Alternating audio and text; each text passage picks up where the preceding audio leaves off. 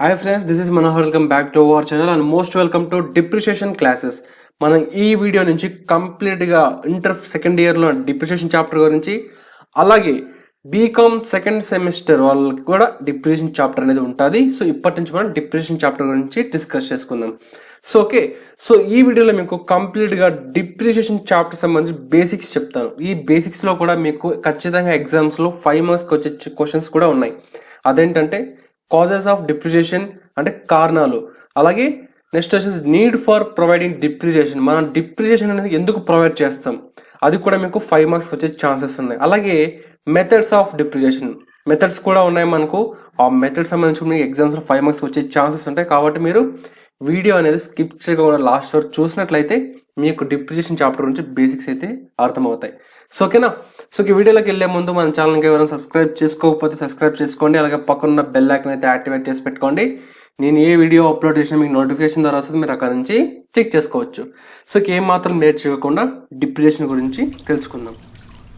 So ఇక్కడ మీరు చూసినట్లయితే నేను డిప్రిషియేషన్ చాప్టర్. సో ఓకేనా. సో డిప్రిషియేషన్ అనేది తెలుగులో వచ్చేసి తరుగుదల అని చెప్తారనమాట. సో నేను ఫైనల్ అకౌంట్స్ లో కూడా డిప్రిషియేషన్ గురించి బ్రీఫ్ గా చెప్పాను. ఇప్పటి నుంచి మనం డెప్త్ గా తెలుసుకుందాం.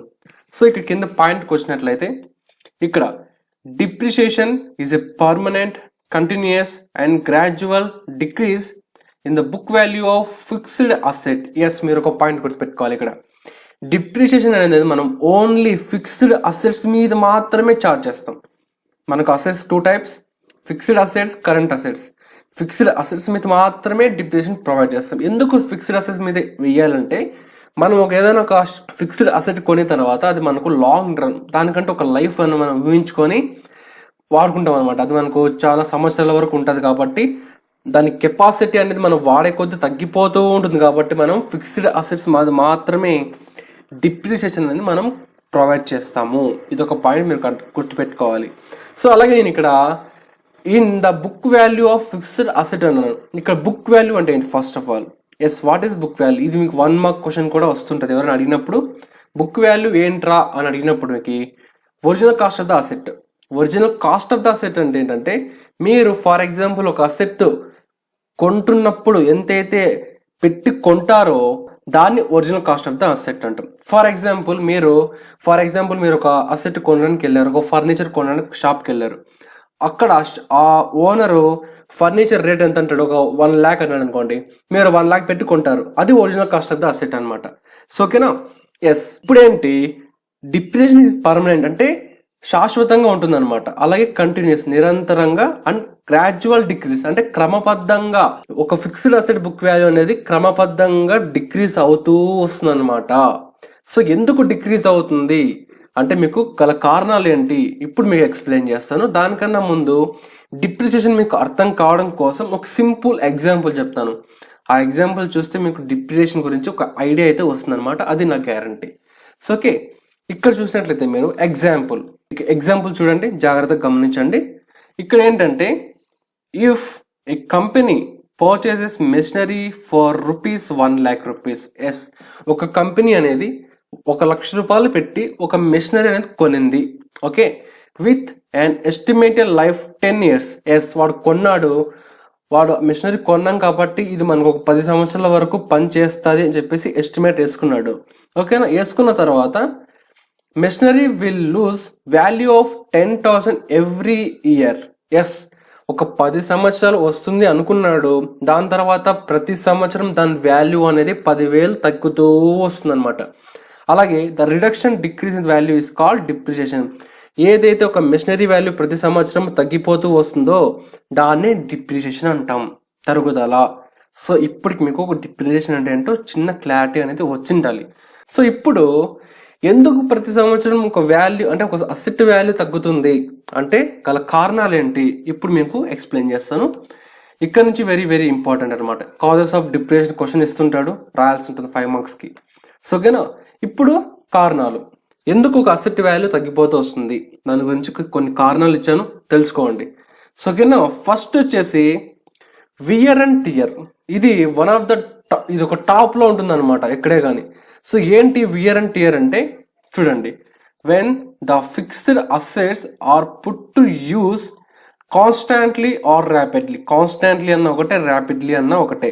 In business operations the value of such asset may decrease etcetera. ఇక్కడ నేను కాన్స్టాంట్లీ ర్యాపిడ్లీ వర్డ్స్ని ఎందుకు హైలైట్ చేశానంటే, వియర్ అండ్ టియర్ అంటే ఏంటంటే మన బిజినెస్లో ఉన్న ఏదైనా ఒక అసెట్ని కాన్స్టాంట్గా ర్యాపిడ్గా యూస్ చేసినట్లయితే, అంటే దానికి రెస్ట్ లేకుండా పదే పదే యూస్ చేసినట్లయితే దాని వాల్యూ అనేది, దాని కెపాసిటీ అనేది తగ్గిపోతూ వస్తుంది. ఆ తగ్గిపోయే దాన్నే డిప్రిసియేషన్ అంటాం. ఇది కూడా ఒక కారణం అనమాట. సో ఓకే, అర్థమవుతున్న పాయింట్ అనేది yes, that is okay. Next cause వచ్చేసి physical forces. So physical forces ఏంటంటే వెదర్ కండిషన్స్ వల్ల, డ్యూ టు రెయిన్స్ కావచ్చు, విండ్స్ కావచ్చు, వెదర్ కండిషన్స్ వల్ల మన బిజినెస్లో ఉన్న అసెట్స్ అనేటివి పాడయ్యే ఛాన్సెస్ ఉంటాయి. సో ఒకవేళ ఈ వెదర్ కండిషన్స్కి ఏదైనా ఒక అసెట్ ఎఫెక్ట్ అయింది అనుకోండి, దాని వాల్యూ కూడా తగ్గిపోతూ వస్తుంది అనమాట. ఇది రేర్గా ఉంటుంది. ఇది కూడా ఒక వన్ ఆఫ్ ద కాజ్ అనమాట. సో ఓకే, ఇక నెక్స్ట్ కాజ్కి వెళ్దాం మనం. అబ్సొలెన్సెస్. ఇది వెరీ వెరీ ఇంపార్టెంట్. అదేంటంటే outdated, out of date. Yes, అంటే అబ్సొలెన్స్ అంటే చాలా మంది చెప్పేది ఏంటంటే వాడుకలో లేనిది అంటారు. సో ఓకేనా, అవుట్డేటెడ్, అవుట్ ఆఫ్ డేట్ అన్న రెండు ఒకటే.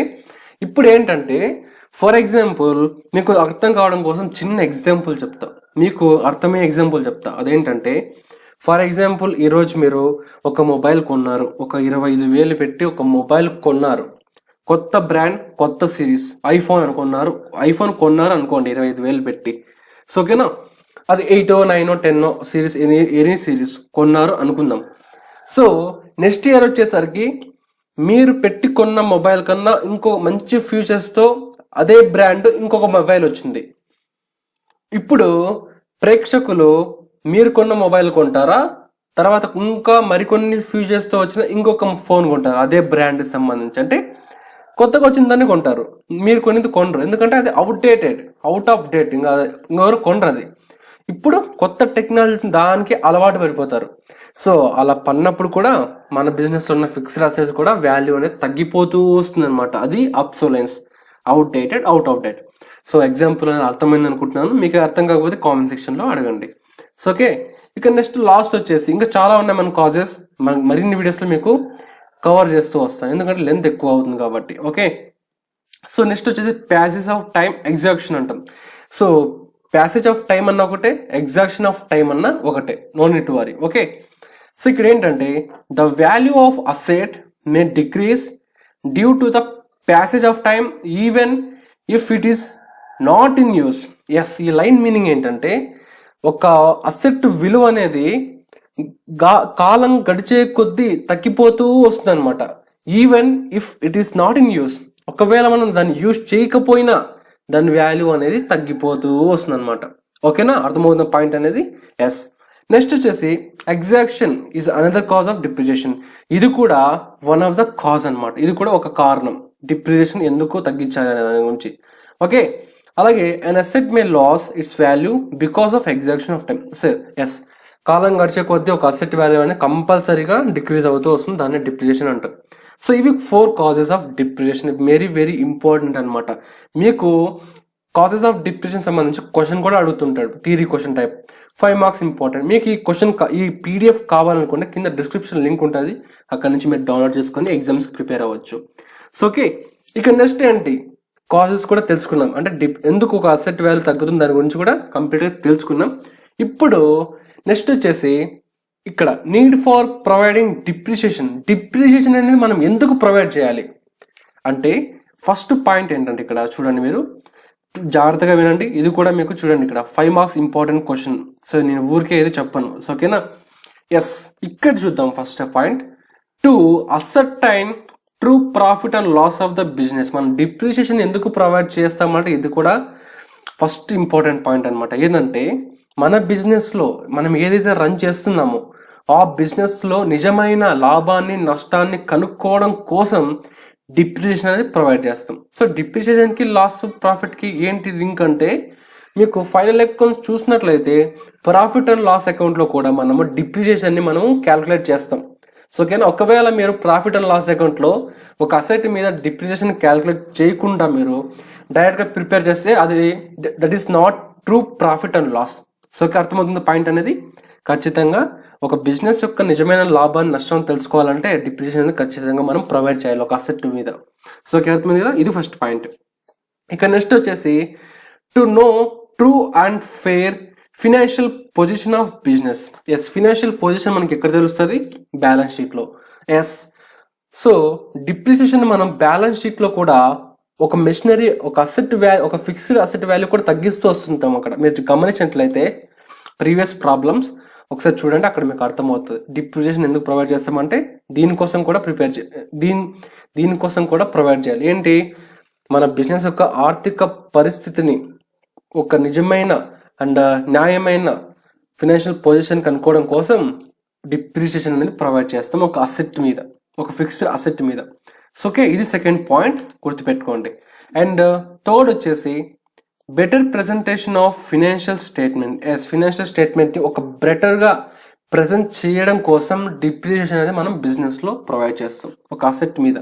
సో ఓకే, అలాగే నెక్స్ట్ ఫోర్త్ ఇంపార్టెంట్ పాయింట్ వచ్చేసి to have funds for replacement of asset. ఇది కూడా వెరీ వెరీ ఇంపార్టెంట్ అనమాట. ఈ పాయింట్కి సంబంధించి ఒక ఎగ్జాంపుల్ చెప్తాను చూడండి. అదేంటంటే ఫర్ ఎగ్జాంపుల్ మనం బిజినెస్లో ప్రతి సంవత్సరము మన వచ్చే ప్రాఫిట్స్లో సమ్ ఆఫ్ పోర్షన్ అనేది, అంటే కొంచెం అమౌంట్ అనేది ప్రతి సంవత్సరం డిప్రిసియేషన్ కింద మనం ప్రొవైడ్ చేసుకుంటూ వస్తున్నాం. సో ఓకేనా, అలా ప్రొవైడ్ చేసుకుంటూ వస్తున్నాం కదా, చివరికి ఆ ఫిక్స్డ్ అసెట్ లైఫ్ అనేది ఎండ్ అయిపోయేసరికి ఆ ఫిక్స్డ్ అసెట్ ప్లేస్లోకి ఇంకొక అసెట్ మనం రీప్లేస్ చేసుకోవచ్చు ఒకవేళ ఫండ్స్ మనం సేకరించినట్లయితే. సో ఓకేనా, ఇది ఫోర్త్ ఇంపార్టెంట్ పాయింట్, మీరు ఖచ్చితంగా గుర్తుపెట్టుకోవాలి. మీకేమైనా అర్థం కాకపోతే కామెంట్ సెక్షన్ అడగండి, అలాగే కొంచెం వీడియో అనేది రివర్స్ చేసుకొని మళ్ళీ ఒకసారి చూడండి, అర్థమవుతుంది. సో ఓకేనా. Yes, next fifth important point వచ్చేసి to ascertain the true cost of production. Yes, ఇది కూడా వెరీ వెరీ ఇంపార్టెంట్ పాయింట్ అనమాట. అదేంటంటే ట్రూ కాస్ట్ ఆఫ్ ప్రొడక్షన్ అంటే ఏంటి? ఉత్పత్తి యొక్క ఖర్చు. మన బిజినెస్లో ఉత్పత్తి యొక్క ఖర్చు, నిజమైన ఉత్పత్తి ఖర్చు కనుక్కోవాలంటే మనం డిప్రిసియేషన్ ఖచ్చితంగా ప్రొవైడ్ చేయాలి ఒక అసెట్ మీద. ఒకవేళ మీరు డిప్రిసియేషన్ ప్రొవైడ్ చేయకపోతే కాస్ట్ ఆఫ్ ప్రొడక్షన్ రికార్డ్స్ అనేటివి కరెక్ట్గా చూపియవు. అది కరెక్ట్ కాదు. మనం కరెక్ట్గా చూడాలి అనుకుంటే నిజంగా తెలుసుకోవాలంటే డిప్రిసియేషన్ ఖచ్చితంగా ప్రొవైడ్ చేయాలి ఒక ఫిక్స్డ్ అసెట్స్ మీద, మన బిజినెస్లో ఉన్న ఫిక్స్డ్ అసెట్స్ మీద. So okay, understood? మీకేం అర్థం కాకపోతే ఒకసారి మళ్ళీ రివర్స్ చేయండి. సో ఓకేనా. ఇక నెక్స్ట్ వచ్చేసి సిక్స్త్ ఇంపార్టెంట్ పాయింట్ ఏంటంటే to comply with legal requirements. ఇదేంటంటే ఫర్ ఎగ్జాంపుల్ మీకు ఒక ఎగ్జాంపుల్ చెప్తాను చూడండి.